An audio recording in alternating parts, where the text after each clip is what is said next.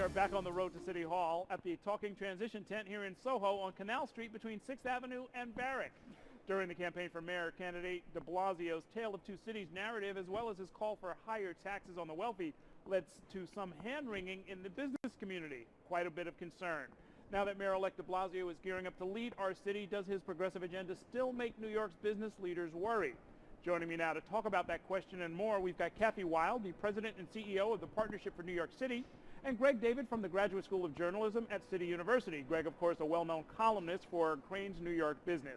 Thank you both for joining us. Good to see you. Nice to see you, Errol. Let me start with a bit of news that happened today. In fact, you had written about this, the decision not to accomplish the rezoning of Midtown East that the mayor had wanted. It's supposed to lead to spur some development, get rid of some older buildings, or create incentives for people to redo some old buildings. You called it a litmus test, Greg David. Why? Well, it's a litmus test because it's so important to the city. We desperately need modern office space. So it was a litmus test for Dan Garodnick, who wants to be speaker. I don't think he did himself any good today. But now it becomes a litmus test for the de Blasio administration. Will it be even on their agenda? This rezoning has to go back to square one. We need a new plan. We're going to need a new person at the Planning Commission. Are they going to move it, and are they going to make it better, different, not as bad, or is it not going to happen? So, from the point of view of city government, isn't that one of the easiest forms of development? I mean, this is what happened in downtown Brooklyn under Bloomberg, right? You create the possibility, you do the rezoning, and then you let the private sector take advantage of it. Well, I thought it was a no-brainer, you know. Everybody agreed that we need more modern office space, and it got all boxed up with transit issues and hotel issues, and the Bloomberg administration didn't do everything well on this, but it's a real loss for the city, and it will be very important to see what the de Blasio administration does about it. And the proposal's not graveyard dead. It's just paused, and they're going to have to go back I don't and think that's rethink true. it? They have to start over. It's dead under Europe, as far as I know. Maybe I'm wrong, but that's what I think. We will see. Kathy Wylde, you have been concerned about jobs, as we all are. I was surprised to see a recent report that in October, 73,000 jobs were not filled, open jobs in the private sector. Do we have a mismatch here? What's going on? How do we have such high unemployment and tens of thousands of jobs going unfilled? Well, we have a serious skills gap. So today we've got 375,000 people unemployed, but most of them do not have the skills necessary to support the technology jobs and some of the other jobs that are becoming available. So there is a gap, and we haven't really matched what we're doing in our educational system, our workforce development system. We haven't really matched it to the job market. So the job market is decades ahead of where we are in making our education system relevant to it. So I mean, so much of what we have heard about the possibility of a de Blasio administration focuses on, I guess, the negative, I guess, to put it that way. People are afraid that taxes will go up or afraid that crime will go up. What's the positive business case? I mean, what does the business community want to see, I guess, proactively?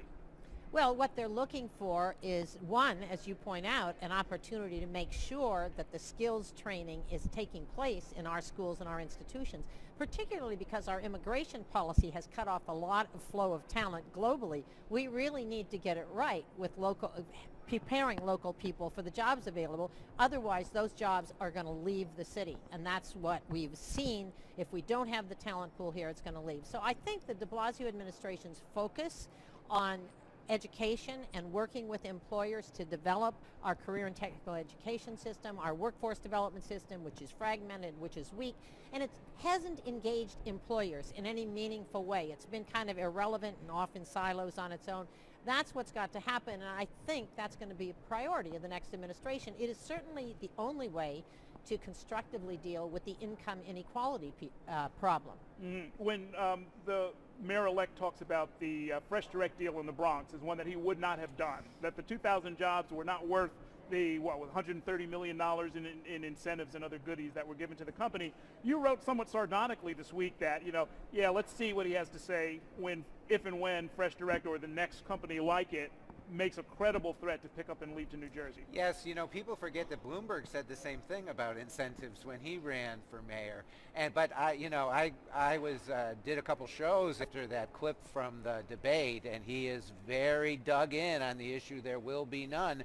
So what happens when the next company says New Jersey's offering us $100 million? What are you going to do about it? You know, it's another litmus test for the new administration about what they'll do, and it'll be a sign of what's going to happen in the city. Well, maybe it's a bluff. Maybe it's the opening hand in a round of poker, right? Just saying, like, you know, my position is going to be, don't come to me for incentives, and then of course the negotiation follows. See, I think that's very interesting because I think this mayor's going to have to deliver on his promises. So I think he is going to say no the next time. He's going to leave until the reform develops. I think he is going to pass a very tough leave bill.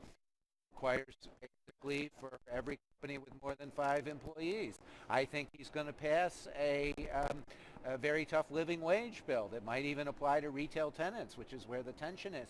He's got to deliver on his promises. You know, everybody says to me the last 2 weeks, he's got to move to the center. And I just look at them and I say, why? And I still want to know why. Well, because he is very focused on the issue of jobs, and the public's very focused on the issue of jobs and skills training for those jobs. And I think that the important thing is, in terms of keeping businesses here, New York is very sticky with businesses, particularly strong growth sector businesses that are creating jobs. So I think, in fact, he can keep the businesses here, but it's going to take some signals on his part that he wants to keep business here, that he's going to invest in some of the things that business is looking for.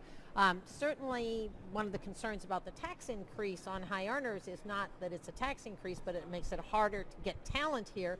And business see that as a signal, a symbol that the next mayor is thinking, well, I can just dip into the pocket of the rich guys over and over again. So it's not so much the amount of money or this particular tax, but it's setting a pattern. I think it's very important that he send a different message. And I think that the incentives are not what keeps business here. It's the quality of life in New York, it's the safety and security in New York, and it's the great talent we have in New York. And if I think he sends a signal that he's going to deal and focus with those issues in a positive way and not treat business as a cash cow, I think we'll be in good shape. Okay, that's going to be the last word. Kathy Wylde, Greg David, thank you so much for coming by tonight. Make sure you scribble down some of your thoughts in case we haven't heard enough from you. And please encourage all of your friends to do the same. We are going to take a short break.